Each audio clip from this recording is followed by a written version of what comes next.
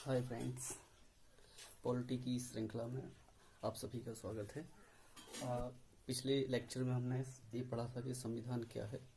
आप उसको आगे बढ़ाते हुए हम देखते हैं, स्टार्ट करते हैं संविधान का भाग 5। तो जैसा कि आप सभी लोग जानते हैं कि हमारे संविधान में कितने भाग हैं भाई। तो संविधान में हमारे कितने भाई, 22 भाग। अब कोई कहेगा कि 25 भाग है। 25 नहीं है भाई, मूल 22 ही हैं। उसके अंदर सब बढ़ा दिया जाता है। जैसे एक बढ़ाया गया था भाई 9A, है ना, इस टाइप से। तो एक तो समझने की बात थी केवल ये। आगे देखते हैं क्या है भाई। तो 22 भाग हैं। 22 भाग में से एक भाग है भाग 5। भाग 5 में जो है वो हमारी जो संघ की कार्यपालिका है उसके बारे में यहाँ पर वर्णन किया गया है। संविधान के भाग 5 में कुल मिलाकर के अनुच्छेद 52 से लेकर अनुच्छेद 151 तक है ना, लगभग 100 आर्टिकल आते हैं। तो सबसे पहले अब क्या करते हैं हम भाई, देखो, मतलब पढ़ने में आसानी हो इसलिए हम भाग 5 को और अलग अलग 5 अध्याय में बांट लेते हैं अपनी सुविधा के अनुसार, ठीक। तो पहला जो इसका भाग है वो है भाग 5 का जो अध्याय 1 है वो है कार्यपालिका, ठीक। कार्यपालिका में अनुच्छेद 52 से 78 तक आता है क्या कार्यपालिका, अभी हम उसको डिस्कस करते हैं आगे। दूसरा जो अध्याय है वो है हमारा भाई व्यवस्थापिका, जिसमें अनुच्छेद 79 से 122 तक सम्मिलित है। अध्याय 3 जो है उसके अंतर्गत हमने अध्यादेश को शामिल किया है, जिसमें अनुच्छेद 123 को देखेंगे। अध्याय 4 में हम न्यायपालिका को पढ़ेंगे। अभी इनके सबके अलग अलग कार्य क्या हैं इनके बारे में अभी हम डिस्कस करेंगे, ठीक है। तो ये हो गया। और अध्याय 5 में हमने कैग को रखा है, मतलब नियंत्रक एवं महालेखा परीक्षक जो होता है। 5 अध्याय अनुच्छेद 148 से 151 तक इसके बारे में पढ़ेंगे, ठीक है भाई। मोस्ट इम्पोर्टेंट है ये, बार बार पूछा जाता है, फिर से पूछा जाएगा, ठीक है भाई। आगे देखते हैं। तो कार्यपालिका क्या होती है, ठीक है, और व्यवस्थापिका क्या होती है। इसको समझने से पहले थोड़ा सा इसको समझना जरूरी है। देखो भाई, व्यवस्थापिका का मतलब होता है, जैसे हम पहले भी चर्चा कर चुके हैं, आप जानते हैं कि देश को चलाने के लिए किसकी जरूरत होती है भाई, कानून की जरूरत होती है। बिना कानून के देश नहीं चलता है, ये तो सभी लोग जानते हैं। तो देश के अंदर कानून बनाने के लिए कोई ना कोई संस्था तो चाहिए भाई, चाहिए। तो संविधान निर्माताओं ने इसी संस्था को नाम दिया है व्यवस्थापिका। अर्थात व्यवस्थापिका करती क्या है, हमारे देश के लिए जो भी कानून है, इसको हम अंग्रेजी में एक्ट बोल देते हैं। एक्ट या कानून बनाने का जो काम करती है वो क्या है भाई, व्यवस्थापिका। और हमारे यहाँ पर जो व्यवस्थापिका का काम करती है उसको बोल देते हैं संसद। क्या बोलते हैं, संसद।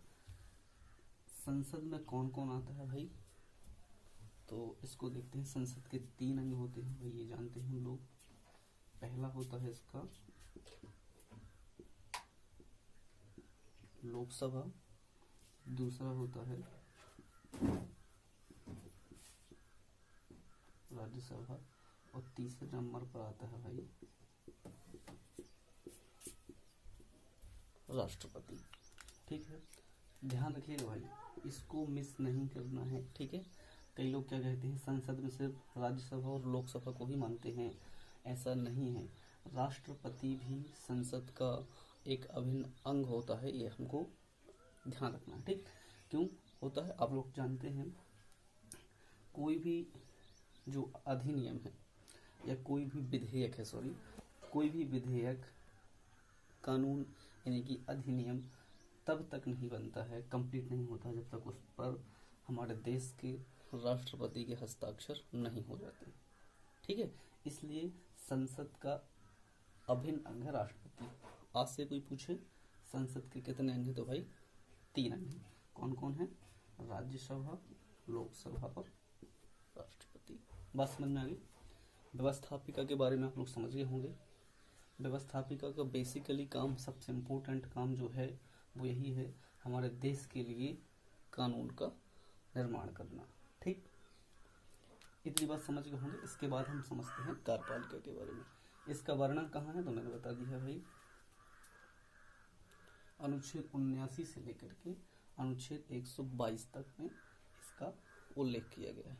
ठीक है, तो मेरे ख्याल से अब ये बात आप समझ गए होंगे कि व्यवस्थापिका आखिर है क्या, इसके अंग कौन कौन से हैं और एक इसका काम क्या है। ठीक है, आगे बढ़ते हैं इसके आगे।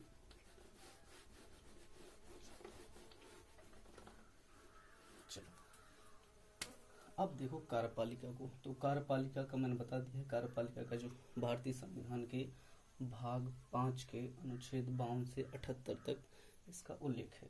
ठीक, इसका काम क्या है, तो हमने देखा जैसे कि जिस प्रकार व्यवस्थापिका का काम है देश के लिए कानून बनाना, सेम इसका काम है इसके द्वारा, व्यवस्थापिका द्वारा निर्मित कानूनों का क्या करना भाई, कानूनों को लागू करना, यानी कि उसका कार्यान्वयन। ठीक है भाई, कार्यान्वयन करना। ठीक, व्यवस्थापिका द्वारा निर्मित कानूनों को कार्यान्वित करने का जो काम है वो कौन करती है भाई, कार्यपालिका करती है। तो इसका काम भी समझ के होंगे आप लोग। कार्यपालिका का काम है व्यवस्थापिका द्वारा निर्मित कानूनों को लागू करना। अब कार्यपालिका में कौन कौन शामिल है, तो इसको भी देख लीजिए आप। इसमें भी भाई देखो 4 लोग शामिल होते हैं भाई। सबसे पहला तो होता है राष्ट्रपति। ठीक है, दूसरे नंबर पर होता है भाई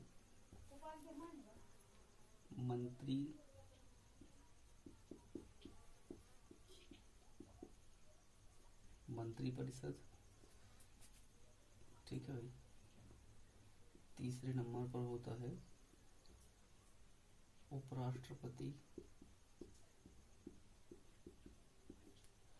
और महान्यायवादी।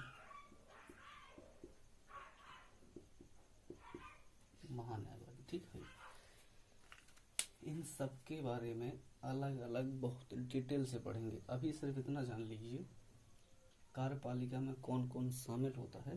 तो मैंने बता दिया राष्ट्रपति, मंत्रिपरिषद में यहाँ पर प्रधानमंत्री भी शामिल है भाई, उपराष्ट्रपति और महान्यायवादी। ठीक, तो ये लोग शामिल होते हैं और यही लोग क्या करते हैं, कार्यपालिका का निर्माण करते हैं। इसका काम क्या है जान गए आप लोग। व्यवस्थापिका के द्वारा निर्मित कानूनों को लागू करने का जो काम है वो कौन करता है भाई, कार्यपालिका करती है। किससे मिलकर बनी होती है, तो याद रखना भाई। इसके बारे में हर अनुच्छेद को जो जो महत्वपूर्ण है उसको बड़े हम डिटेल से पढ़ेंगे। अभी सिर्फ इतना बेसिक है, समझ लीजिए। ठीक है, यहाँ तक समझ में आ गया होगा भाई। आगे बढ़ते हैं मेरे ख्याल से। ठीक, चलो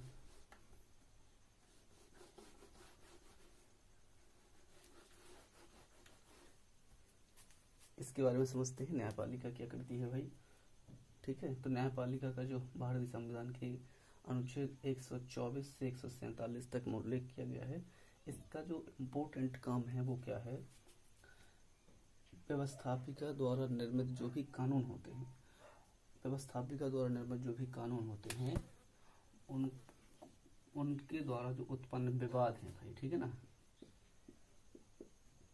विवादों का क्या करना, निपटारा करना भाई। ठीक है, ठीक है। और क्या काम करती है भाई, तो संविधान की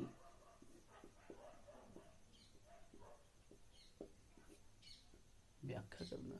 ठीक है भाई, कई बार हो सकता है ना कि व्यवस्थापिका गलती से कोई गलत कानून बना दे, तो उसकी जांच के लिए कोई ना कोई संस्था तो होनी चाहिए। तो हमारे देश में जो एक संस्था है उसका नाम है न्यायपालिका। न्यायपालिका कहती क्या है, तो व्यवस्थापिका द्वारा निर्मित जो भी कानून है और उनसे उत्पन्न कोई भी विवाद है उन पर निपटारा करना, उन पर निर्णय देना और संविधान की व्याख्या करना। ठीक है भाई, तो इन तीनों चीज़ों को आप अलग अलग जान चुके होंगे भाई। अब बात करते हैं क्रम से, जो दो बच्चे ये छोटे छोटे समझ लीजिए। अध्यादेश का मतलब होता है ये जो शक्ति होती है सिर्फ देश के राष्ट्रपति के पास होती है भाई। मतलब क्या है इसका और कब यूज की जाती है भी देख लीजिए। तो अध्यादेश का उपयोग राष्ट्रपति तब करता है जब हमारे देश में व्यवस्थापिका यानी कि जो संसद के, मैंने बताया था संसद के दो सदन होते हैं, सदन दो होते हैं, अंग तीन होते हैं, दोनों बातों में अंतर है भाई। तो संसद के जो दो सदन होते हैं मैंने बताया था फिर से ये कि वही भाई संसद है, संसद के दो सदन थे, एक था कौन राज्यसभा और एक था कौन लोकसभा। ठीक, तो राज्यसभा और लोकसभा दो इसके भाई क्या थे, अंग, संसद के अंग थे या फिर सदन थे सॉरी। तो राष्ट्रपति को मान लीजिए या देश को ऐसी स्थिति में मान लीजिए लोकसभा या राज्यसभा क्या है, इसका जो आपने सुना होगा सत्र नहीं चल रहा हो किसका, राज्यसभा का और लोकसभा का, इनमें से किसी एक का भी यदि सत्र नहीं चल रहा हो और देश को इमरजेंसी किसी कानून की ज़रूरत हो या किसी अधिनियम की ज़रूरत हो, तो भारतीय संविधान का अनुच्छेद 123 राष्ट्रपति को ये शक्ति देता है कि वह अध्यादेश जारी करके उस कानून को बना सकता है विदाउट लोकसभा और राज्यसभा की सहमति से।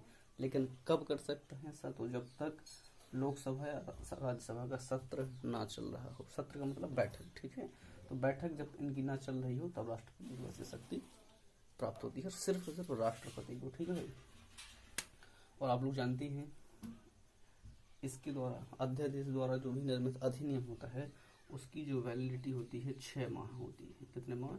6 माह।